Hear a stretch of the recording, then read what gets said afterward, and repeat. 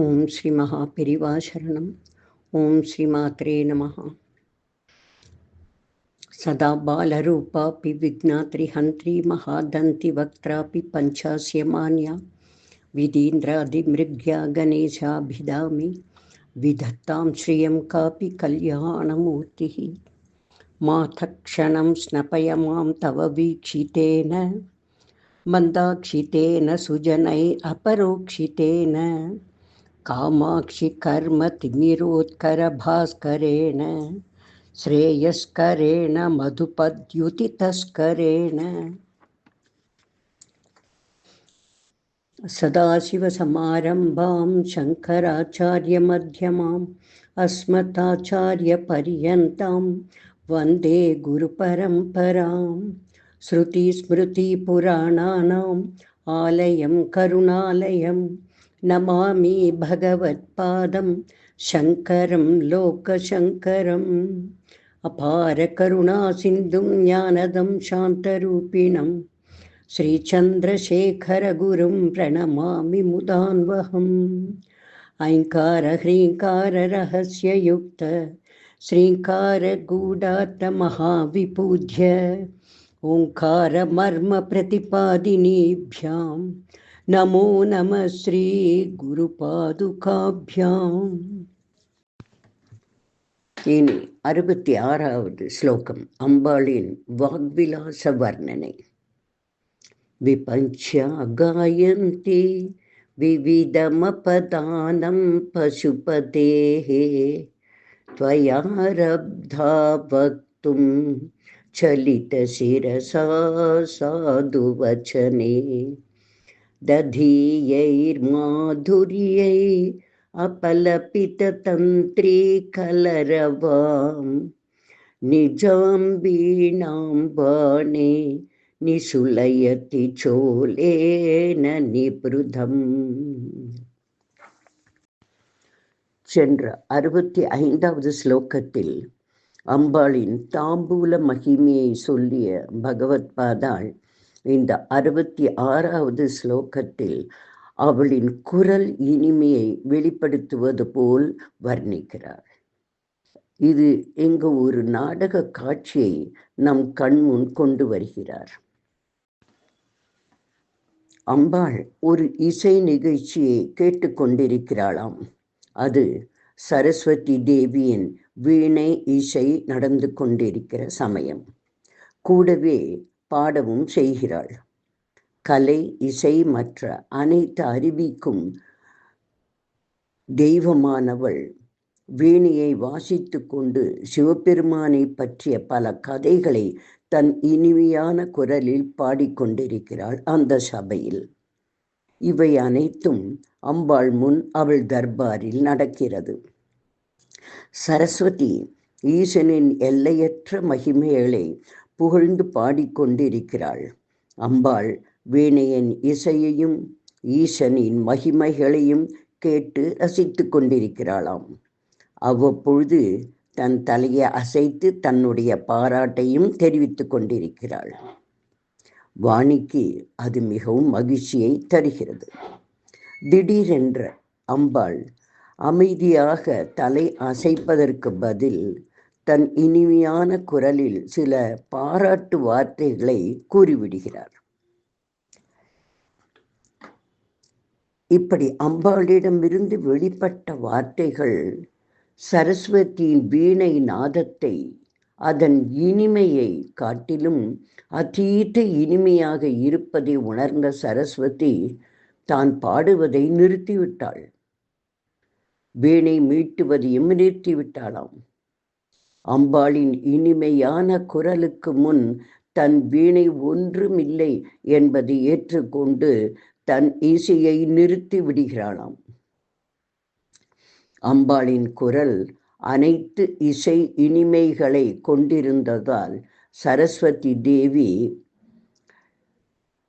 தன்னுடைய வீணை நாதத்தை நிறுத்தி கொண்டு விட்டாளாம். நாணமுற்று நிறுத்தி கொண்டாள் என்று கூறுகிறார். இந்த சம்பவம் சரஸ்வதி மற்றும் அம்பாள் இருவரின் மகத்துவத்தையும் கூறுகிறது. இப்படி ஒரு நாடக காட்சியை நம் கண்முன் கொண்டு வந்து அம்பாளின் குரல் இனிமையின் மகத்துவத்தை ஸ்லோகம் மூலம் தெரிவிக்கிறாள் ஸ்ரீ பகவத் பாதாள். இனி ஸ்லோக வரிகளும் அதன் அர்த்தமும். விபஞ்சியா காயந்தி விவித அபதானம் பசுபதே. ஹே தாயே, பரமேஸ்வரனுடைய நானாவித சரித்திரத்தை விபஞ்சியா, அதாவது வீணையில், காயந்தி கானம் செய்கின்ற போது, துவயா ஆரப்தே வக்தும் சலித சிரசா சாது வச்சனே. சலித சிரசா, அதாவது மிகவும் சந்தோஷத்தால் தலையை ஆட்டுகின்ற நீ, சாது வச்சனே, சில பாராட்டு வார்த்தைகளை வாய்மொழியாக சொல்ல ஆரம்பிக்க போது, ததீயைர் மாதுரியை அபலபித்த தந்திரி கலரவாம், அந்த வார்த்தைகளின் இனிமை அபலபித்த தந்திரி கலரவாம், வீணையின் தந்தியின் நாதத்தை முக்கியமற்றதாகிவிட்டதாம். நிஜாம் வீணாம் வாணி நிச்சுலயதி சோலேன நிபுர்த்தம். சரஸ்வதியும் தன் வீணையை சோலேன, அதாவது அதன் உரையால் மறைத்து விடுகிறாளாம். தன்னுடைய வீணையை அதனுடைய உரையில் போட்டு அதை மூடிவிடுகிறாளாம். அம்பாளின் இனிமையான குரலுக்கு முன் தன் வீணை நாதம் ஒன்றுமில்லை என்பதை ஏற்று தன் வாசிப்பை நிறுத்தி வீணையையும் உரை போட்டு மூடி விடுகிறாளாம். இப்படி தேவியின் குரல் இனிமையை ஒரு நாடகம் போல் விவரித்து கண்முன் ஒரு காட்சிப்படுத்துகிறாள் பகவத் பாதாள்.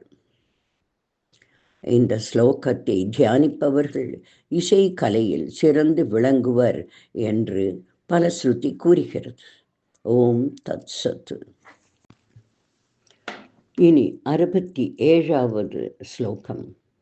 கராக்ரேண ஸ்பிருஷ்டம் துஹினகிரினா வத்சலதயா கிரீஷேனோ உதஸ்தம் முஹு அதரபாலா குலதயா கரக்ராஹம் சம்போஹோ முகமுகுரவ்ருந்தம் கிரிசுதே கதம் காரம் ப்ரூமஹ தவ சுபுகம் ஔபம்யரஹிதம். சென்ற 66வது ஸ்லோகத்தில் அம்பாளின் மதுரமான குரல் வளத்தை வர்ணித்த பகவத் பாதாள் இந்த 67வது ஸ்லோகத்தில் தேவியின் முகவாய் பகுதியை பற்றி வர்ணிக்கிறார். தேவியின் முகம் நிர்மலமான கண்ணாடி போல் விளங்குகிறதாம். முகவாய் அதற்கு கைப்பிடி போல் இருக்கிறது என்கிறார். இந்த சௌந்தரியத்தை எப்படி வர்ணிப்பது என்று ஆச்சாரியால் கவலைப்படுகிறாராம். ஹிமவானுக்கு தன் புத்திரியிடம் வாத்சல்யம் ஏற்பட்டு தன் கைகளின் நுனியால் தேவியின் முகவாய் கட்டையை அடிக்கடி தொடுவாராம். பரமேஸ்வரனோ அதீத பிரியம் வைத்து தன் பத்தினியிடம் அதராமிருத பானம் செய்ய வேண்டும் என்று தேவியின் முகவாயை பிரியத்துடன் தூக்கி நிமிர்த்துவாராம்.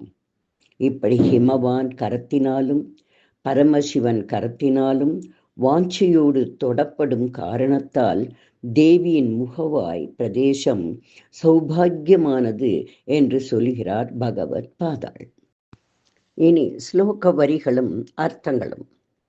கரக்ரேண ஸ்பிருஷ்டம் துஹினகிரினா வத்சலதயா.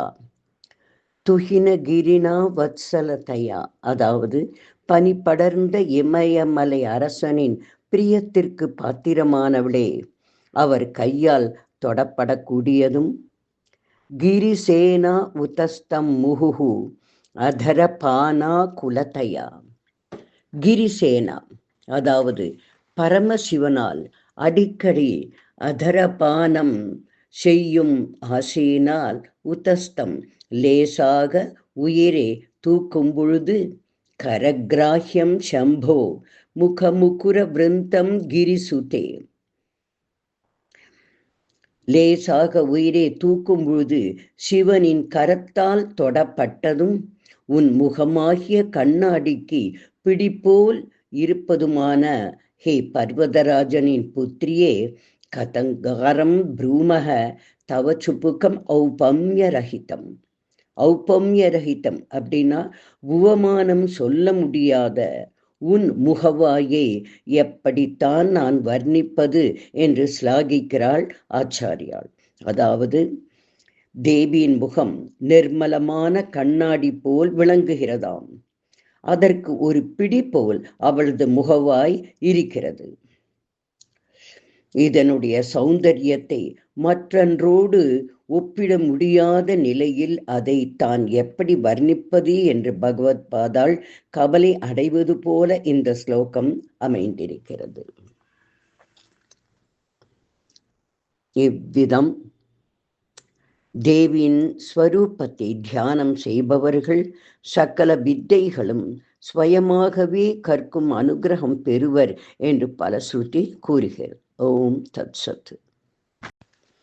இனி 68வது ஸ்லோகம் தேவியின் கண்ட அதாவது கழுத்தின் வர்ணனை. புஜாஸ்லேஷான் நித்யம் புரதமயி தூ கண்ட கவதி தவ கிரீவாதத்தே முக கமலநால ஸ்ரீயம் ஈயம் ஸ்வத ஸ்வேதா காலா குரு பகுல ஜம்பால மலினா மிருணாளி லாலித்யம் வஹதியதோ ஹாரலதிகா. சென்ற 67வது ஸ்லோகத்தில் அம்பாளின் ஒப்பிட முடியாத முகவாய் பிரதேசத்தை பகவத் பாதாள் வர்ணித்திருந்தார். இதுவரை தேவியின் சிரஸ் மற்றும் முக அங்கங்களை மிக அருமையாக, அழகாக, நேர்த்தியாக ரசிக்கும்படி திருமுக பிரதேச வர்ணனையை அளித்த பகவத் பாதாள் கொஞ்சம் தன் திருஷ்டியை கீழே இறக்கி அம்பாளின் கழுத்து பகுதியை பார்த்து அதை குறித்து வர்ணித்து பாட ஆரம்பிக்கிறார் இந்த 68வது ஸ்லோகத்தில். காமேஸ்வரன் தன் கைகளால் அம்பாளுடைய கழுத்தை அடிக்கடி கட்டி கொண்டு ஆலிங்கனம் செய்கிறாராம். அதனால் தேவிக்கு கழுத்தில் மயிர்கூச்சல் ஏற்பட்டு புலகாங்கிதம் அடைகிறாளாம். அம்பாளின் முகம் தாமரை புஷ்பம் போன்றது. கழுத்து பகுதியோ தாமரை தண்டு போல் உள்ளது. கண்டப்பகுதியில் ஏற்படும் மயிர்கூச்சல் தாமரை தண்டில் காணப்படும் சிறிய முட்களை போல் எழுந்து நிற்கிறதாம். தேவி தன் கழுத்தில் கருமை படிந்த முத்து மாலைகளை அணிந்திருக்கிறாள். இது தாமரை மலருக்கு கீழே நீரில் காணப்படும் கருப்பான கொடிகள் போல் இருக்கிறதாம். இயற்கையில் வெண்மையான முத்துக்கள் எப்படி அம்பாள் கழுத்தில் கரிய நிறம் கொண்டது? காரணம், ஈஸ்வரன் தன் மார்பில் கருப்பாக உள்ள மனம் மிகுந்த அகரு கட்டையின் பொடியை சந்தனத்தில் குழைத்து தன் மார்பில் பூசிக்கொண்டு அம்பாளை அவர் ஆலிங்கனம் செய்யும் பொழுது அவளின் வெண்மையான முத்து மாலைகளில் அவை படிந்து அதுவும் கருப்பாகி விடுகிறதாம். இது எப்படி இருக்கிறதென்றால், நீரில் இருக்கும் கரிய தாமரை கொடிகள் புரளுவது போல் காணப்படுகிறதாம். இப்படி அம்பாளின் கழுத்து பிரதேசமும் அதில் விளங்கும் முத்து மாலையையும் பகவத் பாதாள் அதை ரசித்து வர்ணித்து பாடுகிறார்.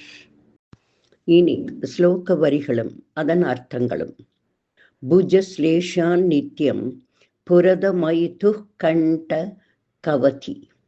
புரதமைத்து அதாவது திரிபுராசுரனை அழித்த பரமேஸ்வரனின் புஜங்களால் தினந்தோறும் அணைக்கப்படும் பொழுது கண்ட கவதி ரோமாஞ்சனம் மயிர்கூச்சல் ஏற்பட்ட தவ கிரீவா தத்தே முக கமல நால ஸ்ரீயம் இயம்.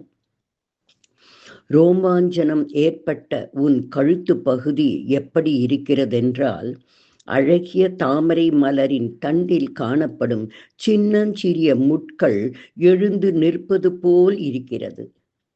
ஸ்வேதா காலா குருபகுல ஜம்பால மலினா மிருணாளி லாலித்யம் வகதி யததோ ஹாரலதிகா. இயற்கையில் வெளுப்பாக உள்ள ஹாரலதிகா முத்து மாலையானது நல்ல மணமுள்ள கரிய அகருக்கட்டையின் பொடிகள் சேர்க்கப்பட்ட சந்தன குழம்பால் கரிய முத்து மாலைகளாக விளங்குகிறது. மிருணாளி லாலித்யம் வஹதி. இது எப்படி இருக்கிறது என்றால், நீருக்கடியில் படர்ந்திருக்கும் பல தாமரை கொடிகள் போல் இருக்கிறது என்று வர்ணிக்கிறார் பகவத் பாதாள். இவ்விதம் தன் மார்பில் காமேஸ்வரன் பூசிக்கொண்ட கரிய அகரு சந்தன சாந்து குழம்பு தேவியின் முத்து மாலைகளில் பட்டு அவையும் கரிய முத்துக்களாக அவள் கழுத்தை அலங்கரிக்கிறதாம். இப்படி ஆச்சாரியாள் அம்பாளின் முகத்தை தாமரை மலருக்கும், கழுத்து பகுதியை தாமரை தண்டிற்கும், முத்து மாலைகளை தாமரை கொடிகளுக்கும் ஒப்பிட்டு ரம்யமான ஒரு வர்ணனையை தருகிறார் பகவத் பாதாள். ஓம் தத் சத்து. ஓம் ஸ்ரீ மாத்ரே நமஹ. அதிமதுரசாபஹஸ்தாம் अपरिमितामोघबाणसौभाग्याम् अरुणाम् अतिशयकरुणाम् अभिनवकुलसुन्दरीं वन्दे. श्रीविद्याधीशरचितचूर्णिका श्रवणपठनानन्दितानां सम्प्राप्तित आयुरारोग्यसौन्दर्यविद्याबुद्धि पुत्रपौत्रकलत्रै ऐश्वर्यादि सकल सौख्यप्रदे श्रीत्रिभुवनेश्वरी श्रीमत्कमलाम्बिके पराशक्ते मातः नमस्ते नमस्ते नमस्ते. पाहि मां पाहि मां पाहि मां देवी तुभ्यं नमः.